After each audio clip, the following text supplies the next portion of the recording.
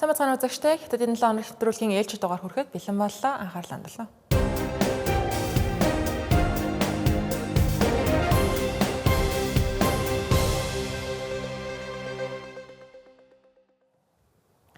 За өнгөрсөн 7 хоног Хятад улсын хувьд манай урд хөршийн хувьд маш чухал 7 хоног болж өнгөрлөө. За учир нь Америк нэгдсэн улсын ерөнхийлөгч Дональд Трамп, мөн Орос улбаны улсын ерөнхийлөгч Владимир Путин нар хоорондоо маш богино хугацаатай зайтайгаар энэхүү төрийн айлчлалыг Бээжин хотноо хийсэн байна.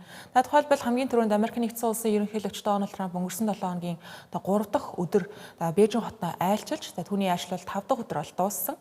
Энэ үеэр ерөнхийлөгч Дональд Трамп Хятад улсын дарга Ши Жинпинтэй уулзаж хоёр талын хоёр улсын хүсэлтмал байдлыг зөөлрүүлэх талаар тохиролцоонуудад хүрсэн байна. Тухайлбал 2028 он хүртэл жил бүр 17 тэрбум $, үн өртөг бүхий хөдөө аж ахуйн бүтээгдэхүүнийг худалдан авах, мөн Boeing компаниас 200 онгоцыг Хятад улсаас мөн худалдан авах. Түүнчлэн 2028 оны хүртэл тарифыг огцом нэмэхгүй байх зэрэг томоохон гэрээ хэлэлцээр тохиролцоонуудыг дурдж байна. Америк нэгдсэн улс болон бүгд найрамдах Хятад ард улс хамтын ажиллагаанд тулгуурласан харилцааг хөгжүүлэхээр тохиролцлоо. Ингэхдээ хоёр улс харилцааныхаа шинэ чиглэлийг стратегийн доктортой байдалд суурилсан бүтээлч Хятад-Америкийн харилцаа гэж тодорхойлжээ. Энэхүү зарчим цаашид хоёр улсын харилцааны үндсэн чиглэл болно гэсэн үг. Мөн хоёр улсын харилцаа хамтын ажиллагааны хүрээнд альбай санал зөрөлдөөнийг удирдах болох түвшинд барих ёстой. Энэ чиглэлд бодит алхам авна хэмээн уриалж байна.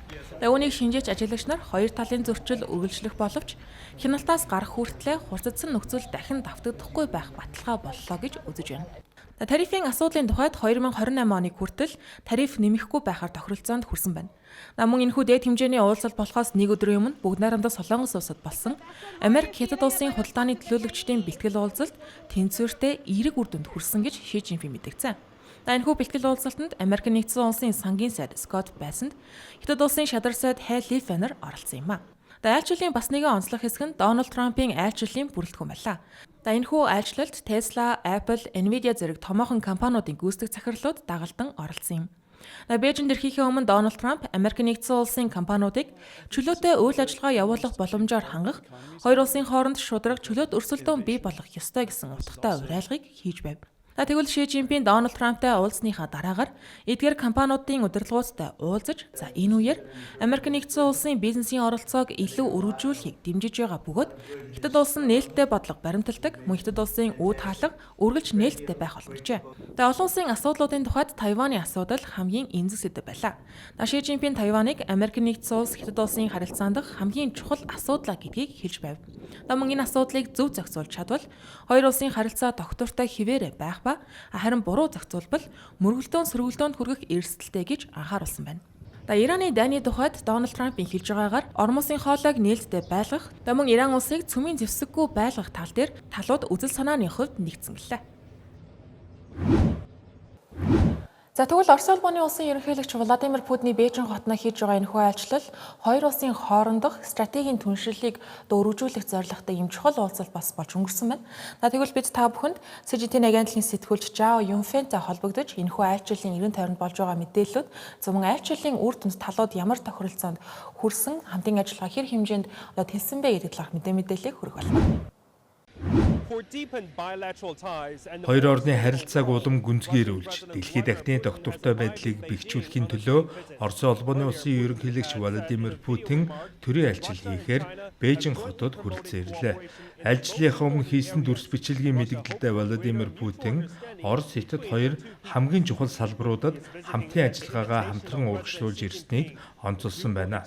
Мөн хоёр орны ард түмний харилцан ойлголцол улам гүнзгийрнэ гэдэгт найдаж байгаагаа илэрхийллээ. Владимир Путин бүгд найрамдах Хятад улсын дарга Ши Жинпиний урилгаар айлчилж байгаа юм а. Хоёр улсын төрийн тэргүүнүүд хоёр талын харилцаа, төрөл бүрийн салбарын хамтын ажиллагаа, мөн олон улс болон бүс нутгийн асуудлаар санал солилцсноо. Өнгөрсөн амралтын өдрүүдэд хоёр орны ерөнхийлөгчид бүгд найрамдах Хятад улсын зүүн хойд нутгийн Харбин хотод болсон Хятад Оросын Экспогийн 10 жилийн ойд зориулан баярын цагтл илгээсэн юм а. Ши Жинпин хэлэхдээ хоёр улс газар зүйн ойр байдал болон харилцсан давуу талдаа түшиглэн хамтын ажиллагаагаа улам өргөжүүлэх ёстой гэж онцолжээ. Хятад улс Оросын хамгийн том худалдааны түншээр 16 жил дараалан нэрлэгдэж байна. Хоёр орон худалдаа, эрчим мөч, соёл, дэд бүт зэрэг салбарын хамтын ажиллагаагаа идэвхтэй өргөжлүүлсээр байгаамаа. Улс төрийн өндөр түвшний харилцан итгэлцэл тулгуурлан Владимир Путин энэ удаагийн айлчлал хоёр орны харилцааг шин түвшинд хүргэж дэлхийд дахинд эерэг эрч хүч нэмнэ гэж Хятадын тал үзэж байна. Жао Юнхвэ, CGTN, Бээжингээс мэдээллээ.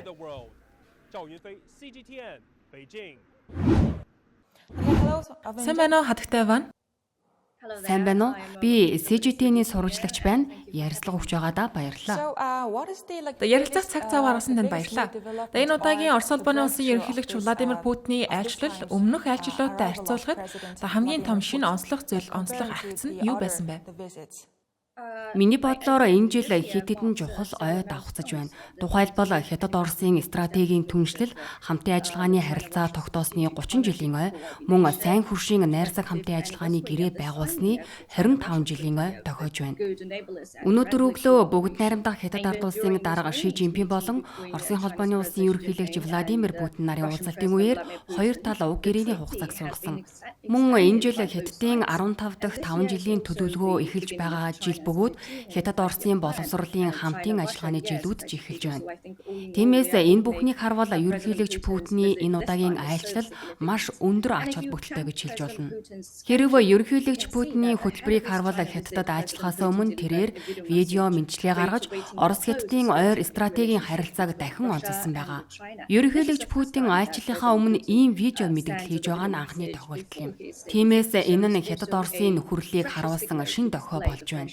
Мөн энэ удаагийн айлчлалын өөр нэг шин зүйл нь Хятад Оросын иж бүрэн түншлэл дэлхийд дахинд үүсээд буй тогтворгүй нөхцөл байдлын үед тогтвортой байдлыг хадгалахад хэрхэн нөлөөлөх вэ гэдэг асуудал юм.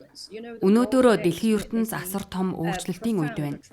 Олон улсын харилцааг зохицуулж ирсэн тогтсон дүрм журмууд сорилттой нүүр тулж, геополитикийн мөргөлдөөнүүд нэмэгдэж, хүчтэй нь эрэхтэй гэх хандлага эргэн хүчээ авах эрсдэл үүсэж байна. Тиймээс дэлхийн стратегийн тогтвортой байдлыг хадгалах, олон талт хамтын ажиллагаа болон олон улсын дэг журмыг хамгаалахад Хятад Оросын стратегийн уялдаа холбоо маш чухал ач холбогдолтой гэж би үзэж байна. Thank you so much. So I'm interested that тэгвэл Хятадын өнцгөөс харвал энэхүү айлчлалын хамгийн том онцлог ялгаа юу байсан бэ?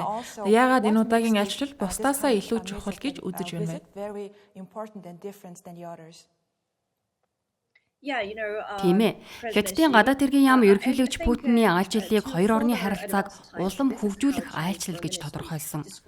Мөн бүгд найрамдах Хятад ард улсын дарга Ши Жинпин лав гарагийн өглөө Бээжин хотноо ерөнхийлөгч Путинийг хүндэтгэн хүлээн авалтын арга хэмжээ зохион байгуулсан. Хоёр талын уулзалтын үеэр дарга Ши Жинпин Хятад Оросын иж бүрэн стратегийн хамтын ажиллагааг илүү чанартай шин түвшинд хүргэж, хоёр улсын хөгжлийг дэмжих шаардлагатайг онцолсон.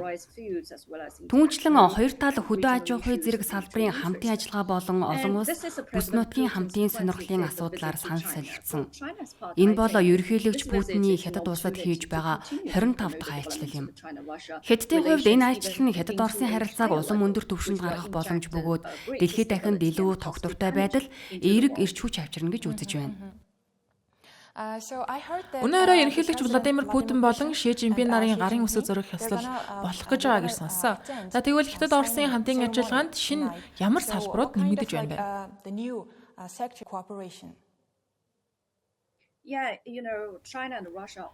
Хятад Орос хоёр улс эрчим хүч зэрэг олон салбарт харилцан ашигтай найрсаг хамтын ажиллагааг үргэлж хөгжүүлж ирсэн. Энэ нь харилцан хүндлэл, харилцан ашигтай байх зарчимд тулгуурладаг. Хоёр улсын төрийн тэргүүнүүд хамтын ашиг сонирхол нийлэх шин чиглэлүүдийг эрэлхийлж, хамтын ажиллагаагаа улам гүнзгийрүүлэх талаар тохиролцсон. Мөн Хятадын гадаад хэргийн яамны мэдээлснээр Хятад улс хоёр удирдагчийн хүрсэн чухал ойлголтуудыг хэрэгжүүлж, харилцан ашигтай бүх талын хамтын ажиллагааг ажиллагааг улам өргөжүүлэхэд бэлэн байна. Тиймээс эрчим хүчний хамтын ажиллагаа энэ удаагийн Путиний айлчлалын гол төв сэдэв хэвээр байна гэж бодож байна. Хятад улс цаашид Оростой эрчим хүчний хамтын ажиллагаагаа гүнзгийрүүлэх болно. Маш баярлалаа. Сүүлчийн асуулт. Монголчуудын хувьд Сибирийн хүч 2 хийн хоолойн төслийг ихээхэн сонирхож байгаа. Энэ төслийн талаар шинэ мэдээлэл, шинэ ахиц гарсан уу? Одоогийн байдлаар өнөө өглөө болсон хоёр удирдагчийн уулзалтаас харахад Хятад Орос хоёр улс ирээдүйд эрчим хүчний хамтын ажиллагаагаа улам гүнзгийрүүлэхээр байна. Гэхдээ төслийн нарийн мэдээллүүд цаашдаа шинээр гарч ирэх байх. Цаг зав гарган ярилцсанд маш их баярлалаа хатагтай байна.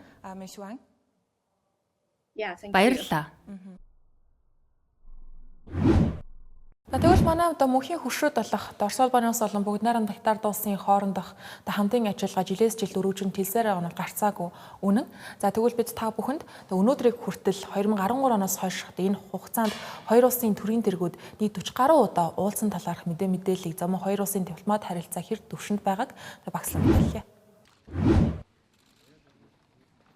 2010 онд бүгд найрамдах Хятад улсын дэд аргаар ажиллаж байсан Ши Жинпинг Москва хотод айлчилж тухайн үеийн Орос улбаны улсын ерөнхий сайд Владимир Путинтэй анх удаа албан ёсоор уулзсан гэж үздэг. Тухайн үед Хятад улс Ши Жинпинийг ирээдүйн удирдагчаар бэлтгэж байсан бол Владимир Путин Орос улбаны улсын улс төрийн хамгийн нөлөө бүхий хүн байлаа. Анхны уулзалтын үеэр хоёр тал эрчим хүч, худалдаа, бүс нутгийн аюулгүй байдлын асуудлаар санал солилцсон бөгөөд энэ нь ирээдүйн ойр харилцааны эхлэл болсон юм а. 2013 онд Ши Жинпинг бүгд найрамдах Хятад улсын даргаар сонгогдсныхоо дараа хамгийн анхны гадаад айлчлалаа Орос улбаны улсад хийсэн нь дэлхийн нийтийн анхаарлыг татаж байв. Москва хотод болсон тэрхүү айлчлалын үеэр Владимир Путин, Ши Жинпинг стратегийн иж бүрэн түншлэлээ шин түвшинд гаргана гэдгээ зарлаж байв. Энэ үеэс эхлэн хоёр удирдагч байнгын уулзалт хийдэг болсон бөгөөд жил бүр олон улсын чуулган, төрийн айлчлал, бүс нутгийн уулзалтуудын үеэр тогтмол уулздаг болсон. Кримийн асуудлын дараагаар барууны улс орнууд Орос улбаны улсын эсрэг хориг тавьж эхэлсэн. Үүний дараа Владимир Путин Хятад улстай илүү ойртох бодлогоо эрчимжүүлсэн гэдэг. Тухайн жилд Шанхайд болсон уулзалтын үеэр Орос Хятад 400 тэрбум $, үнэлгээтэй байгалийн эхийн маш том гэрээнд гарын үсэг зурсан. Энэ бол Сибирийн хүч хийн хоолойн төсөл. Энэ үед Сибирийн хүч хийн хоолойн төсөл эхэлж, энэ нь хоёр орны эдийн засгийн хамтын ажиллагааны хамгийн том билэгдэл болсон. 2015 онд Ши Жинпинг Москва хотод болсон дэлхийн 2 дугаар дайны ялалтын 70 жилийн ойн баярын парадад оролцсон байдаг. Харин Владимир Путин мөн онд Бээжинд болсон Хятадын ялалтын баярын парад ч гэсэн оцсон. Энэ үеэс хоёр улсын цэрэг батлан хамгаалахын хамтын ажиллагаа эрс идэвчж хамтарсан сургуультууд нэмэгдсэн байдаг. 2017-оос 2019 оны хооронд Владимир Путин, Ши Жинпинг нарын харилцаа улам ойрсон гэж олон улсын ажиглагчид үздэг. Владимир Путин Ши Жинпингийг хамгийн ойрын ихтгэл найз гэж тодорхойлж байсан бол Ши Жинпинг Владимир Путиныг хамгийн сайн найз хэмээн нэрлэж байв. Тэд олон улсын эдийн засгийн форум, Шанхай хамтын ажиллагааны байгууллагын уулзалт, БРИКС-ийн чуулган зэрэг бараг л бүх томоохон арга хэмжээндээр уулзаж байлаа. 2019 онд Ши Жинпинг Орост төрийн ажиллал хийх үеэр Владимир Путин түүнд Оросын хамгийн өндөр шагналуудын нэг болох найрамдлын одон гартуулсан байдаг. Харин Ши Жинпинг Владимир Путиний төрсөн өдрөөр зайрмаг бэлэглэж байсан тухай яриа хүртэл олон улсын хэвлэлүүдэд гарч байлаа. Энэ хоёр удирдагчийн хувийн харилцаа ямар дотн болохыг илэрхийлж байгаа юм. 2020 онд ковидын цар тахлын улмаас бичлэн уулзалт хийх нь багассан ч хоёр тал цахим уулзалтуудыг тогтмол хийж байлаа. Тэд Америк нэгдсэн улс болон өрөндийн орнуудын нөлөө нэмэгдэж байгаа асуудал, дэлхийн эдийн засгийн нөхцөл байдал, вакцины хамтын ажиллагааны талаар ярилцаж байсан. 2022 оны 2 дугаар сард Владимир Путин Бээжингийн өвлийн олимпийн нээлтэд оролцохоор Хятад улсад айлчилсан нь дэлхийд даяар анхаарал татсан байдаг. Энэ үеэр хоёр тал хязгааргүй түншрлийн тухай хамтарсан мэдээлэл гаргасан юм. Тэд НАТОгийн тэлэлтийг шүүмжилж дэлхийн шинэ дэг журмын тухай ярьж байв. Гэвч хэдхэн 7 хоногийн дараа Орос Украинд цэргийн ажиллагаа эхлүүлсэн нь дэлхийн улс төрийг бүхэлд нь өөрчилсөн. Украины дайны тухайд Хятад улс төвийг сахисан байр суурьтай байдаг. Ши Жинпинг 2023 онд Москвад төрийн ажиллал хийж Владимир Путинтэй Кремльд уулзаж байв. Тухайн үед Ши Жинпинг 100 жилд нэг удаа тохиох өөрчлөлтүүд дэлхийд дахинд яг одоо өрнөж байна гэж хэлсэн нь олон улсын анхаарлыг татсан юм. Владимир Путин ч гэсэн Хятадын дэмжлэг Оросд чухал байгааг онцолж байлаа. Үүний дараа 2024 онд Владимир Путин дахин Бээжинд айлчилж Ши Жинпингтэй уулзсан. Энэхүү айлчлал нь Владимир Путиний шинэ бүрэн эрхийн хугацааны дараах анхны томоохон гадаад айлчлал байсан учраас онцгой ач холбогдолтой гэж үздэг. Хоёр тал худалдаа, эрчим хүч, технологи, бүс нутгийн аюулгүй байдлын асуудлыг хилэлцэж, барууны хориг арга хэмжээний нөхцөлд хамтын ажиллагаагаа улам өргөжүүлэхээ мэдгдсэн юм. Өнөөдрийн байдлаар Владимир Путин, Ши Жинпинээр 40 гаруй удаа уулзсан гэх тооцоо байна. Энэ нь орчин үеийн дэлхийн удирдагчдын хамгийн ойр доктортой харилцаануудын нэгт тооцогдож байна. Тэдний уулзалтууд зөвхөн хоёр улсын асуудал биш, Америк, Хятад, Орос, Украин, Тайван, эрчим хүч, дэлхийн эдийн засгийн ирээдүйтэй шууд холбоотой гэж хинжээжэд үздэг.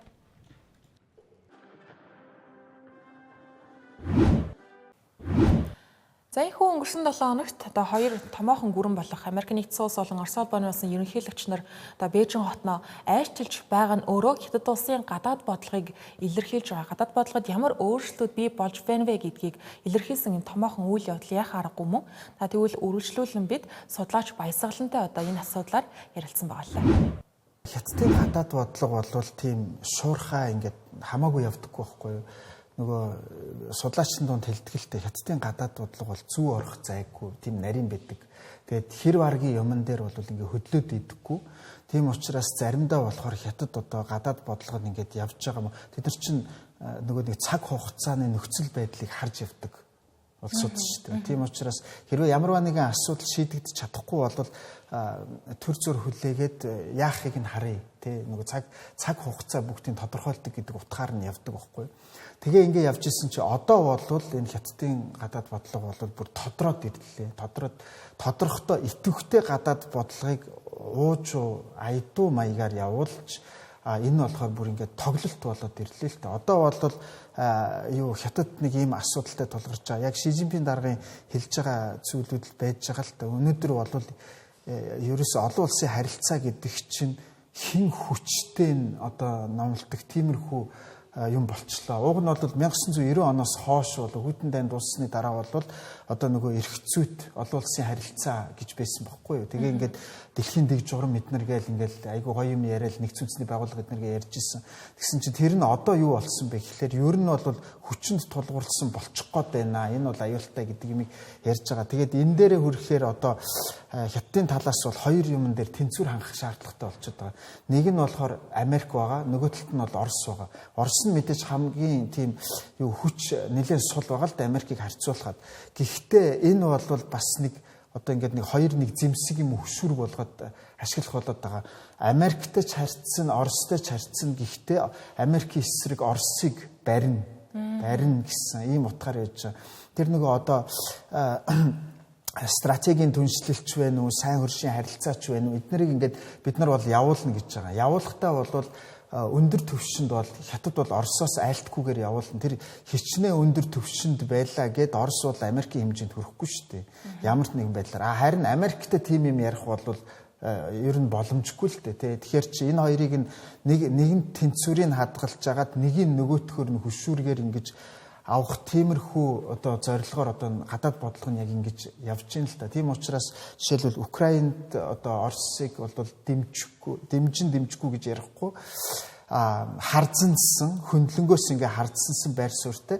Гэхдээ тэрэн дээр одоо жишээлбэл Америкийн нөлөөлөл дэлхийд ямар байхаасаа эхлэхээр бодвол Орос жоох ингээд тунгийн тааруулсан маягтай ч гэдэг юм уу те тохиргоо хийх ч юм уу те тиймэрхүү айхтар том юм бодлогыг болвол ер нь бол манипуляцийн бодлогыг бол Хятадын тал бол нэлээд сайн хийж гин тэр үр дүнгийн тэр бол юуг нь харж байна. Өнөөдөр та нар Америктэй Хятад ямар салбарт харилцаа хамтын ажиллагаа явуулах талаар бол сая яхад чинь үндсэндээ бол технологийн асуудал байж байгаа. Тэгээд одоо тэр хөдөө аж ахуйн бүтээгдэхүүнч гэдэг юм уу те эсвэл нөгөө аж ахуйн нэгжүүдийн одоо бараа материалыг худалдаалгахч байдаг юм уу хамтран ажиллах юм тийм талын юмнуудыг явж байгаа. Тэгсэн чинь Орос болохоор зүгээр эрчим хүч болоод эхэлж байгаа. Гэхдээ энэ Оросын бас нэг хоёр дахь нэг зүйл нь болохоор үндсэндээ Америк Оросын хоорондын гол асуудал нь болохоор Америкийг дарах сулруулахад Украины асуудлыг шууд шийдэхин тулд Америкийг тодорхой хэмжээнд сулруулах шаардлагатай байгаа. Тэхийн тулд нөгөө нэг доллар гэдэг зүйлтэй чинь асуудал ярихаар өнөөдөр бол одоо тэр Путин хүртэл хэлж байгаа шүү дээ. Зүгээр ингээд бид нар одоо харилцаа ингэж явхад Хятад Орос хоёрын хоорондын худалдааны эргэлт бол цэвэр рубль юанаар хийж байгаа. Доллараар биш гэдгийг бас яриад байгаа байхгүй юу? Энд чи юу гэсэн үг вэ гэхээр одоо энэ яриагаараа болвол одоо БРИКС-ийг жоохон хүчтэй болох хэрэгтэй байна ч гэдэг юм уу те. Энэ зорилгоор бол сангийн сайд нь Төв банкных нь ерөнхийлөгчид нар гээд бүгдээр очиж ин л та те. Тэгэхээр энэ талаараа болвол валютын талын асуудал яригдэж байна. Санхүүгийн тал нь Оросд болвол энэ Украинд болж байгаа дайнтай холбогдуулаад ч байна уу бас нэлээд хүчтэй яригдж байгаа учраас тэр талынхаа арга хэмжээг юу саналыг тавьж байна л да. Нөгөө талаараа болохоор бас тэнцээ нөгөө Газпромынх очсон байна, Росатомынхан очсон байна те. Эдгээр чинь бол энд бол эрчим хүчний технологийн асуудал дээр бид нар бол бас хамтран ажиллаж болох юмаа гэсэн зүйл. Өнөөдөр өөрөөр юу гэж нөхөр Ираны дайн болон Ормосын холын асуудалтай холбогдуулж энэ далимаар нь Оросууд бол эрчим хүчийг тэр бол найдваргүй байна. Хажуугийн хөрш Орос бид нар бол зүгээр та нарт бол unlimited гэж байгаа шүү дээ тий. Дээд хэмжээний төвшний ямар ч тийм хязгаар байхгүй стратегийн түншийн хэмжээнд эрчим хүчийг бүрэн өгөхөд бэлэн байна гэсэн зүйлийг л яриад байна л да. Тэгэхээр томоохон айлчлал уулзалтуудаас Монгол улс юу хүлээж байгаа талаар олон нийт судлаачид хуваагдмал байр суурьтай байгаа. За Монгол улсын хувьд Орос улбаны улстай 1921 оноос хойш, за бүгд найрамдах Хятад улстай 1946 оноос хойш дипломат харилцаатай байгаа гэж хэлж болно. За тэгвэл манай гурван улсын хоорондын хамтын ажиллагаа дипломат харилцаа ямар түвшинд байгаа талаар за мөн дипломат харилцааны түүхийн талаар мэдээлэл өгье. Монгол, Хятад, Орос гэсэн гурван улсын харилцаанд түүх, газар зүй, эдийн засаг, аюулгүй байдлын хувьд салшгүй холбоотой байдаг. Монгол улс нь хоёр их гүрний дунд оршдог онцлогтой учраас Монгол улсын гадаад бодлогод Орос, Хятадтай тэнцвэртэй, доктортой харилцаа хамгийн чухал тооцогддог. Монгол-Оросын дипломат харилцааны тухайд 1921 онд ардын хувьсгалын дараа эхэлсэн. Зөвлөлт холбоот улс Монголын тусгаар тогтнолыг дэмжсэн анхны орнуудын нэг болж байв. Социализмын жилүүдэд хоёр улс улс төр эдийн засаг, батлан хамгаалах салбарт маш нэгт хамтарч ажилласан. Улаанбаатар, Төмөр зам, Эрдэнэт үйлдвэр, Дархны аж үйлдвэрийн бүс зэрэг Монголын томоохон бүтээн байгуулалтууд зөвлөлтийн оролцоотой байгуулагдсан байдаг. Харин Монгол-Хятадын дипломат харилцааны тухайд 1949 онд бүгд найрамдах Хятад улс байгуулагдсны дараа албан ёсоор эхэлсэн. Сүүлийн 30 гаруй жилд хоёр улсын худалдаа, эдийн засгийн хамтын ажиллагаа эрчимтэй өссөн. Өнөөдөр Хятад улс Монголын хамгийн том худалдааны түнш болоод байна. Монголын нүүрс, зэс зэрэг уулуурхайн бүтээгдэхүүний дийлэнх нь Хятадын зах зээл рүү экспортлогддог. Владимир Путин болон Ши Жинпин нарын үед Монгол улстай харилцаа илүү идэвхжсэн гэж ажиглагчид үздэг. Владимир Путин Монгол улсад олон удаа айлчиж стратегийн түншлэлийг өргөжүүлэх асуудлуудыг ярьж ирсэн юм. Тухайлбал эрчим хүч, шатхуун, төмөр зам, байгалийн дамжуулах төслүүдийг энд тооцож байна. Оросоос Хятад руу чиглэх Сибирийн хүч 2 хийн хоолой Монголын нутгаар дамжин өнгөрөх боломжийн талаар сүүлийн жилүүдэд ихээхэн яригдж байгаа. Дараа Ши Жинпиний тухайд Монгол улсад 2014 онд төрийн ажил хийж байсан нь бүгд найрамдах Хятад улсын төрийн тэргүүний 11 жилийн дараах айлчлал болсон юм. Тэр үеэр хоёр улс иж бүрэн стратегийн түншлэл тогтоож, худалдаа, дэд бүтэц, эрчим хүч, уул уурхай, зам тээврийн хамтын ажиллагааг өргөжүүлэхээр тохиролцсон байдаг. Мөн Хятадын бүс ба зам санаачилгыг Монголын талын зам хөтөлбөртөө уялдуулах асуудалч гэсэн энүүд яригдж эхэлсэн. Монгол улс нь Орос Хятадтай гурван талд хамтын ажиллагааг хөгжүүлэхийг зордгоо. 2016 онд Ташкент хотод болсон дээд хэмжээний уулзалтаар гурван улсын эдийн засгийн коридор байгуулах хөтөлбөр батлагдсан юм. Энэ хүрээнд төмөр зам, авто зам, эрчим хүч, худалдаа, хил гайлын хамтын ажиллагааг өргөжүүлэх зорилт тавьсан. Сүүлийн жилүүдэд геополитикийн нөхцөл байдал өөрчлөгдөж, Орос өрөндийн харилцаа хурцдсан ч Монгол улс хоёр хөрштэйгөө найрсаг харилцаагаа хадгалах бодлогоо үргэлжлүүлж байна. Нэг талаас Орос Монголын эрчим хүч шатхууны голд нийлүүлэгч хിവэр байгаа бол нөгөө талаас Хятад улс Монголын эдийн засгийн хамгийн том зах зээл хിവэр байна. Ерөнхийлөгч Ухнагийн хүрэлцэх 2022 онд Самарканд хотод болсон Шанхай хамтын ажиллагааны байгууллагын уулзалтын үеэр Владимир Путин болон Ши Жинпин нартай уулзаж, гурван улсын эдийн засгийн коридор, эрчим хүч, худалдааны асуудлаар санаа солилцсон байдаг. Мөн 2024 онд Астанад болсон Шанхай хамтын ажиллагааны байгууллагын дээд хэмжээний уулзалтын үеэр дахин уулзаж, бүс нутгийн хамтын ажиллагааны талаар ярилцсан. Хамгийн сүүлд 2025 онд ерөнхийлөгч Ухнагийн хүрэлцэх Бээжин хотод болсон Хятадын цэргийн парадад оролцсон нь хоёр улсын улс төрийн харилцаа өндөр түвшинд байгааг харуулсан үйл явдал болсон юм.